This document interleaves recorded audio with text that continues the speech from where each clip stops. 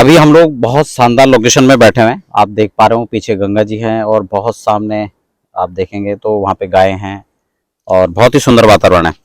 तो जनवरी, फरवरी, मार्च, अप्रैल और मई तो नए को लेकर हम लोग चर्चा करेंगे। अगर आप नए गृह प्रवेश आप कर रहे हैं, नए घर में आप प्रवेश करने की तिथियों को लेकर के, मुहूर्तों को लेकर के आप अगर चिंतित हैं कि कौन सी तिथियों में हमें करना चाहिए और उसके लिए आप तिथि सर्च कर रहे हैं, तो कौन कौन सी तिथियां हो सकती हैं उसको लेकर हम विस्तार से यहाँ पर चर्चा करेंगे और जानकारी लेंगे इसमें कि कौन कौन सी वो तिथियां हैं, कौन से नक्षत्र वार के अंदर हम लोग प्रवेश के लिए मुहूर्त तय करेंगे।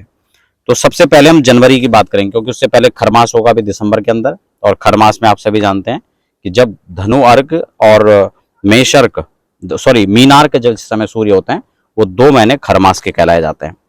तो अब हम डेट वाइज यहाँ पर चर्चा करेंगे। नए दर्शक है तो फटाफट चैनल को भी सब्सक्राइब कर लीजिए और साथ ही बेल आइकन को प्रेस कर लेंगे। 15 जनवरी जैसे ही मकर में सूर्य का प्रवेश होता है तो यहाँ पर मुहूर्त जो है प्रारंभ हो जाते हैं। जो भी डेट मैं यहाँ पर बता रहा हूँ उसमें प्रायकर आपको 2 चीजें मुख्यतः ध्यान में रखनी है। सबसे पहले वह मुहूर्त आपकी राशि से गोचर के चंद्रमा 4, 8, 12 नहीं होने चाहिए और साथ ही साथ एक शुभ लग्न आपको तय करना है उस स्थान के अनुसार जहां पर आप गृह प्रवेश कर रहे हैं। मान लो आप दिल्ली में कर रहे हैं तो आपको दिल्ली के सूर्योदय के अनुसार तय करना है। अगर आप उसको मुंबई में कर रहे हैं तो वहां के सूर्योदय के अनुसार तय करना है। अगर आप किसी अन्य कंट्री में कर रहे हैं तो फिर वहां के सूर्योदय, तात्कालिक सूर्य के अनुसार आपको जो है ये निश्चित करना है। और इसमें खासकर आपको ये ध्यान रखना है कि जो स्त्री लग्न खासकर होते हैं, जैसे वृश्चिक हो गया, वृष हो गया और कुंभ लग्न हो गया, खासकर ये लग्न जो है बहुत ही शुभ इसके लिए माने जाते हैं। 15 जनवरी 2025 इसमें माघ का महीना रहेगा। जैसे कि आप सब जानते हैं माघी अर्थ लाभ, ये अर्थ लाभ के लिए माघ का महीना सर्वश्रेष्ठ माना जाता है और इसलिए 15 जनवरी माघ का महीना जैसे ही प्रारंभ होगा तो यहाँ पर मुहूर्त होगा। कृष्ण पक्ष होगा, द्वितीया तिथि और बुधवार पुष्य नक्षत्र। तो इसमें एक अच्छे नवमांश में आप अच्छे शुभ लग्न के अंदर आप इसको गृह प्रवेश कर सकते हैं। इसके अलावा मैं आपको थोड़ा और जानकारी देना चाहूंगा। इसमें कई लोगों को ये भ्रम रहता है कि कृष्ण पक्ष और शुक्ल पक्ष को लेकर के या शनिवार को लेकर के, मैं इसमें पहले भी आपको बता चुका हूँ, पंचक आदि को लेकर के बड़ा भ्रम रहता है कि कौन से पंचक में करना है या नहीं करना है, या फिर कृष्ण पक्ष में करना है या नहीं करना है। तो ये सारे प्रश्न हैं, इनको लेकर हालांकि मैं पहले चर्चा कर चुका हूं, तो इसलिए शनिवार हो या कृष्ण पक्ष हो, इन चीजों को लेकर के आपको बिल्कुल भी मतभेद इसमें नहीं रखना है। दूसरा, अगर आप किसी भी प्रकार से वैदिक पद्धति से वास्तु शांति अपने यहाँ करवाना चाहते हैं तो आप उसके लिए हमें भी संपर्क कर सकते हैं और हमारी पूरी टीम के साथ हम लोग वहां पर आकर के ये वास्तु पूजन एक विधि विधान के साथ संपन्न करते हैं, जैसे कि आप इसको देख पा रहे हैं। तो 15 जनवरी का पहला मुहूर्त है। उसके बाद 18 जनवरी को जैसे इसमें माघ कृष्ण पक्ष होगा और गुरुवार अनुराधा के अंदर आपको ये मुहूर्त है, आप इसमें कर सकते हैं। और इसमें 23 और 22 दोनों 22 जनवरी और 23 जनवरी दोनों मुहूर्त यहाँ पर अनुकूल हैं, ठीक है ना। उसके बाद 31 जनवरी का मुहूर्त है। इसके अतिरिक्त भी कुछ और मुहूर्त बन सकते हैं जो कि पंचांगों में नहीं दिए हुए, तो उसके अतिरिक्त भी कुछ और मुहूर्तों का चयन किया जा सकता है। तो 31 जनवरी। उसके बाद फरवरी की हम बात करें तो 3 फरवरी माघ शुक्ल पक्ष आ जाएगा और षष्ठी तिथि चंद्रवार अश्विनी नक्षत्र।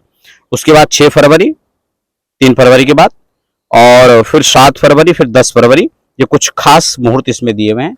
इसके अतिरिक्त भी मुहूर्त बन सकते हैं। मार्च की बात करें तो पंचांग में बहुत इसका विस्तार से नहीं दिया गया, लेकिन यहाँ पर 5 और 6 मार्च का जो है मुहूर्त बनेगा। उसके बाद फिर होलाष्टक लग जाएंगे, तो उसके कारण से यहाँ पर मुहूर्त नहीं दिया गया है। तो ठीक हो गया। इसके अतिरिक्त भी और मुहूर्तों को यहाँ पर देख लेते हैं। मार्च में थोड़ा मुहूर्तों का अभाव रहेगा। 5 और 6 मुहूर्त 6 मार्च का रहेगा। फिर आपका होलाष्टक प्रारंभ हो जाएगा, उसमें आप नहीं करते हैं।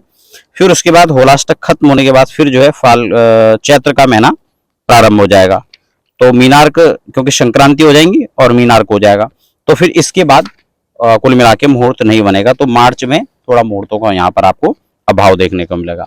तो फिर सीधा जो है अप्रैल के अंदर जाएंगे और अप्रैल के जो मुहूर्त है उसको हम लोग नहीं देखते हैं नए पंचांग से। अप्रैल में अगर मुहूर्तों का हम लोग यहाँ पर देखें तो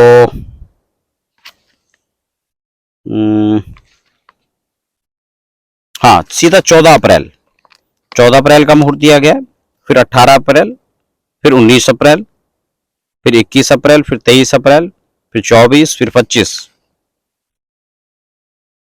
फिर 30 अप्रैल।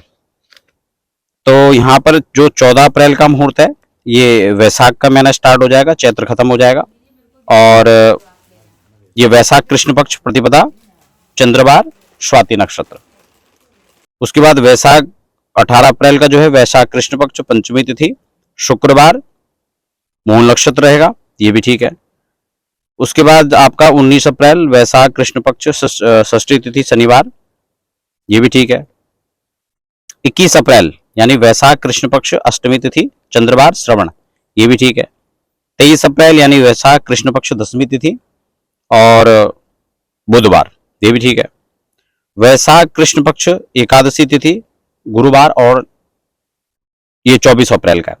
25 अप्रैल वैशाख कृष्ण पक्ष द्वादशी और षष्ठी तिथि, सॉरी द्वादशी तिथि, शुक्रवार, 25 अप्रैल का है। उसके बाद 30 अप्रैल को हम देख लेते हैं। तो 30 अप्रैल का वैशाख कृष्ण आपका शुक्ल पक्ष स्टार्ट हो जाएगा, तृतीया तिथि, बुधवार, रोहिणी नक्षत्र, ये आज काफी अच्छा मुहूर्त रहेगा। फिर मई की बात कर लेते हैं। तो मई में यहाँ पर आपका 1 मई को प्रारंभ होगा, जो कि वैशाख शुक्ल पक्ष गुरुवार का रहेगा, मृगशिरा नक्षत्र। 2 मई यहाँ पर वैशाख शुक्ल पंचमी रहेगी, शुक्रवार, ये भी अच्छा है। और उसके बाद 3 मई वैशाख शुक्ल षष्ठी तिथि, इसमें शनिवार है। फिर आपको वही शनिवार का इसमें किसी प्रकार का भेद आपको नहीं रखना है, पुनर्वसु नक्षत्र रहेगा, तो ये भी कुल मिलाकर आपके लिए अच्छा है। उसके बाद 3 मई के बाद आपका 8 मई,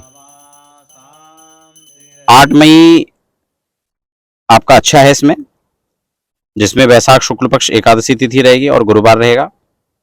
अगला इसमें 12 मई का है, दिवाकर पंचांग के अंदर इसका भी दिया गया, हालांकि सिद्धिदात्री के अंदर इसका मुहूर्त नहीं है, लेकिन ये मुहूर्त इसमें मुहूर्त के पैमाने में जो देखा जाएगा तो ये भी खरा उतर रहा है, इसलिए ये भी मुहूर्त यहाँ पर सही है। उसके बाद 15 मई ज्येष्ठ का महीना आरंभ हो जाएगा, ज्येष्ठ कृष्ण पक्ष, तृतीया तिथि, गुरुवार और मूल नक्षत्र, तो ये भी अच्छा है।